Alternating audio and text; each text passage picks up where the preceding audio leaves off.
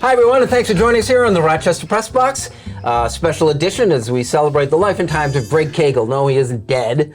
He's here with us. He's relocating to Florida and just kind of celebrating our last show doing the Press Box together after doing it for many years and appreciate it. Yeah, I'm looking forward to sharing a few stories maybe that we have or haven't talked about so far. And, of course, the next transition, to this move is bittersweet. We're going to miss a lot of great relationships. Yes, you're a Southern tier legend. That must be tough to leave. That's, I don't know. I haven't been in the Southern tier in still a legend. In an age now. Don't let the facts get in the way of a good story. Pat Duffy wearing 17 in honor of the start of training camp this week. Josh Allen ready to go. And by the way, I want to congratulate Greg based on his outfit and his new career down south as a professional fly fisherman. Nice. So I hope it all works out for you. Yeah. Very nice. Hey, the All-Star game was this past week, and as you look at the All-Star game, it gives you kind of a chance to... Sponsorship. Yeah, this is good. Okay, get that out of your system. Looking at the baseball players, the modern-day baseball players, we saw the best of them on display at the All-Star game. Put yourself into that role, and how are things different than when you played in the 90s? I don't know. I don't know if I could have handled, the camera in your face 24/7. Now these kids have grown up that way, right? I think that with technology being what it is and the cell phone, I think they're used to being on stage at a much earlier age. For me, truly, the transition to handling the game and then handling what came with the game, maybe the interviews or just the notoriety of it, that was hard. I can't imagine having to do it at the biggest stage of the All-Star game. Well, because there was a point during that All-Star game, it was one of my favorite parts, was they were miking up pitchers live while they were pitching. Yeah. So, do you think you could have pitched an inning with a mic, like a regular season inning with a mic in your ear and a mic? Yeah. Well, the way you put it, I'm glad you kind of differentiated between a regular season inning and an all-star inning, because I think an all-star inning is a celebration. I think, you're trying, and of course it'd be almost like a bullpen session. You're trying in your bullpen, but your results aren't as important as they are maybe, during the season. You're getting paid during the season, so every out matters. The All-Star game, again, it's an exciting time for everybody. It's more of a celebration, and not that you're not still competing and trying to get guys out, but I don't think the level of competition and the intensity is quite as high. So being able to talk to somebody at that point might be a lot easier, but I can guarantee you my first, second year, there's no way I'm able to focus. I didn't know who was playing left field sometimes. I'm not kidding you. I was so worried about just me and the catcher. Biggest difference between the time you played and what the athletes have now? I think a lot of it's technology. The fact that you can see spin rates and Rapsodo and some of these, I can't remember the other, not to do a plug for the technology companies, but, they got this new ways to just literally tell every data, and not just, baseball's always been a data sport, keeping track of, how many hits did you get in August and things of that nature. But I'm talking about, I can tell now how much my ball drops and how much it spins. And I think that would have helped me. It might have hurt me if I was too much of a thinker. Would you have been better in 2022 than you were in 1996? I think I would have been. I think nutrition would have helped me a lot. I mean, I was a guy that was always looking for the next best answer, right? How could I get stronger? We had my strength and conditioning coach was an old football player, Brad Andrus. Shout out to Body by Brad.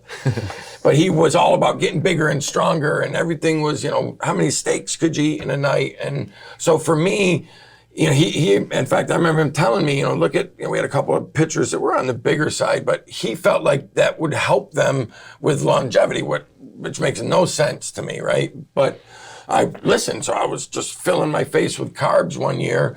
Problem was I lost some velocity going back because I'd gotten too bulky. So I think that with technology and what they know and how to train you, and even in the minor leagues now, the workout facilities are accessible. We used to have to get up and try to find a YMCA that had an old Universal that creaked and cranked. Greg Kiggle is with us as we celebrate his departure to Florida coming up in just a few short weeks this summer. We're talking Buffalo Bills next year on the Rochester Press Box.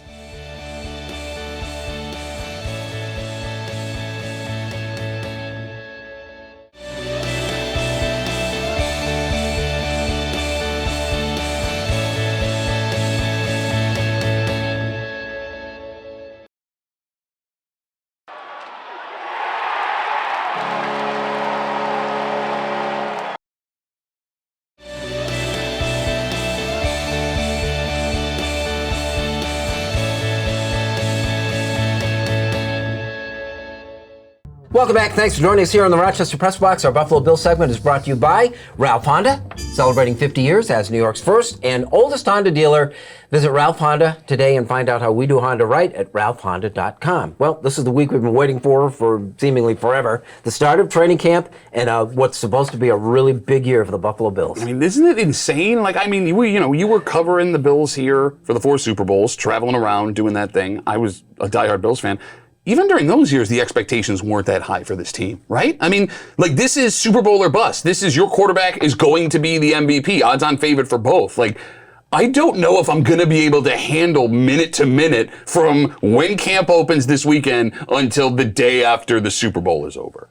What are you looking forward to seeing or maybe evaluating most during training camp? I'll tell you what it is. One person I'll be watching is O.J. Howard, the new tight end the Bills signed, coming over from Tampa Bay. Last year, the second tight end for the Buffalo Bills, with Dawson Knox having his breakout year that he did despite missing all that time with a hand injury, was Tommy Sweeney. Tommy Sweeney may not make this roster this year.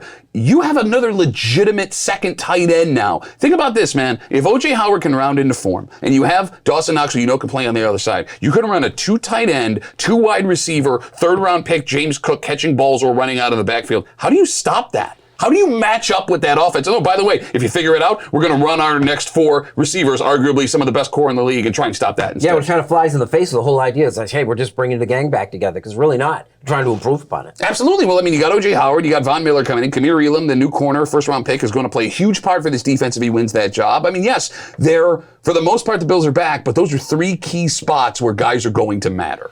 Now, relocating to Southern Florida, are you taking the Bills with you, or are you going to become a Dolphins fan? No. To bite your tongue. No, I will absolutely be a Bills fan. We've already found our hangout for, when we're down there. That must have been high on the priority list. Absolutely. It was absolutely high on the priority list. And I agree with Pat. I can't wait to see, them roll out this week. And I think O.J. Howard is a big pickup. I'm actually very much excited about Cook, too, because I think the Bills, no disrespect to Singletary, I thought he ran some hard yards at the end of the season last year, but he literally has to give everything he's got to get an extra yard. Everything he's got to get an extra yard. And other backs seem to fall forward and get an extra yard. We need some explosiveness. We need something out of that backfield to add to the Bills' offense. Not that they don't have Josh Allen and everybody else, but it's tough to contain yourself. Come on, let's do this now! That's right. So Cook is the guy you're really kind of focusing on. I think so. I am. I think that Bills need a running game. And even if it's catching balls out of the backfield, you still got to run the ball too. They need a running game. And if he's the answer, they could be. I'm worried about the expectations. I agree. I thought last year the expectations were through the roof, and about midway through, when they ended up still winning the division, but midway through they still had everything in front of them, and everybody was writing them off as being horrible. So maybe that was good for them. Maybe last year having the bullseye on their back, it may not feel quite as bad, but it's always hard to be, have everybody chasing you down. It's easier to be the underdog chasing other people. Yeah, and the time is now. That's kind of cool. Our Buffalo Bills segment brought to you by Ralph Honda. Like it or not, is next.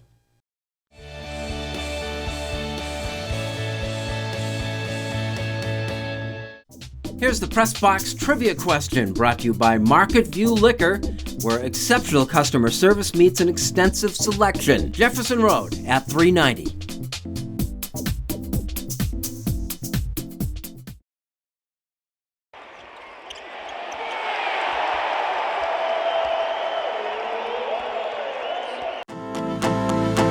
Have I got a great getaway for you and the whole family? It's inexpensive and nearby. Mike O'Brien, your getaway guy.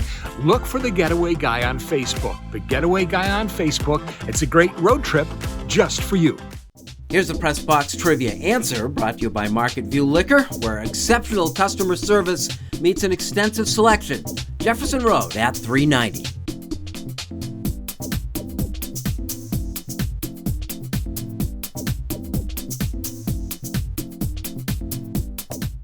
Are you facing criminal charges from a DWI and feel that you never imagined it could happen to you? Contact attorneys with years of experience as prosecutors and defenders. Contact Kanguli Brothers Law today for a free consultation. You can put your trust in us.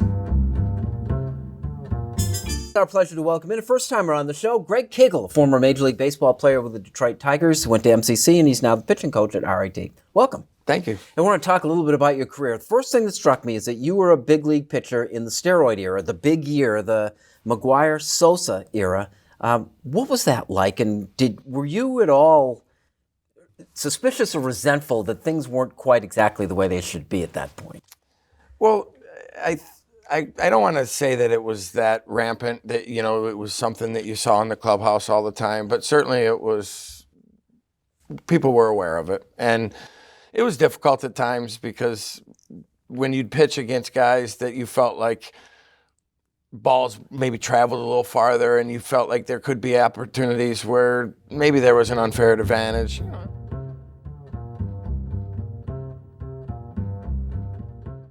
Welcome back. Thanks for joining us here in the Rochester Press Box, our Like It or Not segment brought to you by Ganguly Brothers Law.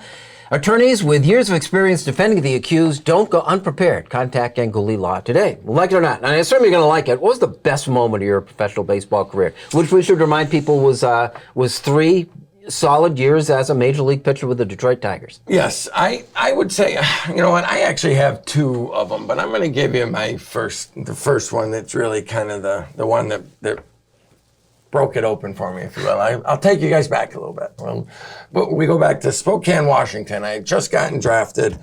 I was playing with the Spokane Indians, and I maybe second or third start. I'm doing okay, nothing special up until that point, and I'm maybe getting hit around a little bit. I think it was like 3rd, 4th inning. I got a couple guys on base, and my catcher, old country guy he actually went to, if I'm not mistaken, I think it was Louisiana Tech University, and he talked with this southern drawl. And I remember I'm facing this guy, we're facing Everett, which was the minor league club for the Giants, and they had a guy that was the starting middle linebacker for University of Washington, a guy by the name of James Clifford, huge guy, played right field for him, and he's on second base, and there's a base hit or there's a play, and there's something that's coming around, and he's going to score easily. My catcher's up in front of the bat, you know, the circle there in the catcher's door. He's up in front of the plate, almost in the grass, with his hands up to basically say, you know, no play at the plate. And I guess you just couldn't take the middle linebacker out of Clifford because he comes down through, and it was one of the cleanest hits I'd ever seen. I mean, there's shin guards flying, his helmet went flying, and of course, benches emptied. And, you know, in college, you played by the rules, or you didn't play, and you got, you know, and it was a big deal. And there was no, you know, you didn't take guys out and you didn't throw at anybody. You know, there was just none of that, right? So this was, it wasn't like spring training and they talked to you about this. So all of a sudden, the scuffle's going on, and my catcher's running around, and I remember hearing his southern drawl, you know, where Kiggle at? Where Kiggle? In a high-pitched voice. And he says, you know, I want you to hit this next guy dead in the head, he says, dead in the head.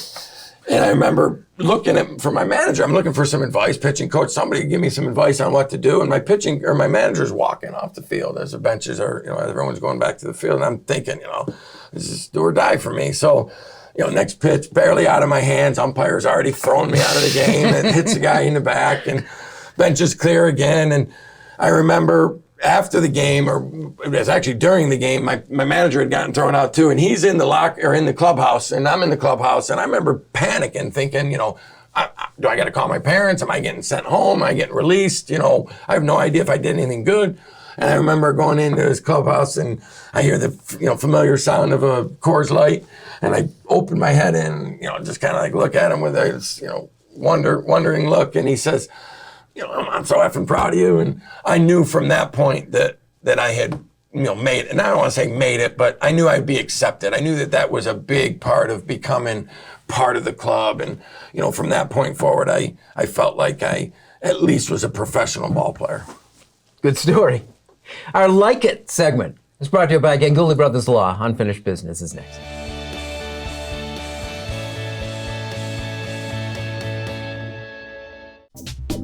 The Press Box Stat of the Week is being brought to you by McArdle's Restaurant in Fairport. McArdle's is open 7 days a week with dining available indoors and out, takeout and delivery. Come home to McArdle's.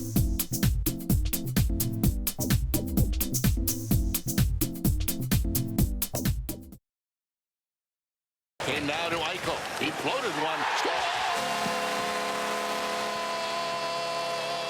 Unfinished Business is brought to you by Greg the Roofer. Greg will meet or beat any competitor's price and can finance you with zero down. Call today or visit gregtheroofer.com. Better roof, better price. Better call Greg today. Thanks for joining us, and welcome back to the Rochester Press Box. Time for Unfinished Business. Pat, we start. Don't be a weirdo. I don't know if you saw the video earlier this week at the All-Star game. There's like a 45-year-old grown man amongst a mountain of kids, 12, 13, 11 years old, trying to get autographs from players, and he's literally elbowing these kids out of the way. The reason I bring this up is the Bills are now in town at St. John Fisher University, and there are legitimate stars here, arguably for the first time since the Bills have been at Fisher. Problem is, if you didn't get tickets to go to training camp, well, you can't get in, and they're all sold out. There have been people on social media and Reddit this week in Rochester asking out loud where they can go hang out in Pittsford outside of the campus to meet players that might be walking around shopping and buying food. And it's funny, in every one of these posts, they say, you know, I'm not a weirdo. By the way, if you have to write that down, you are a weirdo. You can't clarify I'm not a weirdo by saying that you are a weirdo. The point I'm making is this, man. These guys, some of them, have faces you instantly recognize, and the second they walk out the door, they're going to be mobbed. Other guys have never done this before. They're trying to make this team, and they may feel obligated to stop and take time to talk to people. Look, man, get your autographs, take your pictures, have fun, but don't be that weird person, because just like that guy that got caught on video with that baseball in his hand, somebody's going to have video of what you're doing, and you don't want to be that person that lives on for the next 10 years as that guy on Twitter who tackled James Cook coming out of the TJ Maxx in Pittsburgh Colony Plaza. Trust me on that. Good luck getting your autographs this summer. So, as I sit here and I ponder about, driving in and all the great times that, we've had and some of the stories that we've talked about, both good and bad. And, we talk about the regrettable moments and what's the most memorable moments. And no matter what, they're always about the people and the relationships and the people, it's never been the places and the things. It's always been, the people that I was involved with. My most regrettable moment is about a relationship that I didn't handle a certain way. One of my most memorable moments is also about relationships and, maybe about the way somebody perceived me. I remember throwing a pitch to Carlos Baerga that, after I, of course, in spring training gave up 7 runs on, facing 7 batters, and he hit a 3-run home run to finish that off. I ended up facing him in the season. I threw a pitch behind him, and then the next pitch was on the black. And, he was probably thinking that I was throwing at him because of the home run he hit. Little did he know, I just didn't know where the ball was going at the time. So, but, like I said, it's still about, relationships. And, if Carlos had known that, what I was going through at that time, I guarantee you he would have understood. And, I think young guys that are breaking into this league, you often see, in all of sports, the guys that handle that emotional side are definitely the champions. They're ones that can handle that earlier, I should say, are the ones that see success early. Over the 502 episodes of the Rochester Press Box, we have welcomed many guest commentators. Among the most famous, Jim Kelly, Abby Wambach, and Senator Rich Funke. Among our favorites, Greg Keagle, who for several years has provided expertise drawn from a Major League Baseball career. Greg is relocating to Florida, and this is his final appearance here, presumably. The internet provides some background to Keagle's career. Born in Horseheads on a Monday in 1971, Greg was a junior college All-American pitching at Monroe Community College. He was drafted by the San Diego Padres in 1993 in the 6th round. He was sent to Seattle in a trade as a player to be named later, and he wound up with the Detroit Tigers as a Rule 5 draft guy. Keagle made his major league debut for the Tigers on opening day in 1996. By April 13th of that season, he had 3 wins, leading the team. It was also half his career total. Such is life. That Detroit team was a beauty. Lost 109 games, gave up the second highest number of runs in Major League Baseball history. Keagle spent 3 years pitching for bad Detroit teams, had a career record of 6-16. He kept pitching in the minors, and in 2000, he threw the only no-hitter in Elmira Pioneers history. He is a bona fide legend in the Southern Tier. Greg is a brokerage director at National Life Group when he has time away from his social media responsibilities, because according to one website, Greg is arguably the, quote, world's most influential social media star and an ideal celebrity influencer. Keagle is featured on 12 Major League Baseball cards worth an average of 34 cents. Little of that matters to us. We will miss his contributions to this program and the stories that he would tell on and off the air, and wish him only the best as he departs for the next chapter of his life. So thanks for everything, Greg. I'm glad we could do this for you. You will be missed. Yes, I'll miss you guys as well, and it's always been a pleasure. I appreciate you guys, asking me to come in and talk sports. It's certainly been a highlight. You know what's great? Well, now we all have a place to stay when we go down to Florida. Come on! Yeah, Yeah, trip time, road trip! Thanks for joining us here on the Rochester Press Box. We'll see you again next week.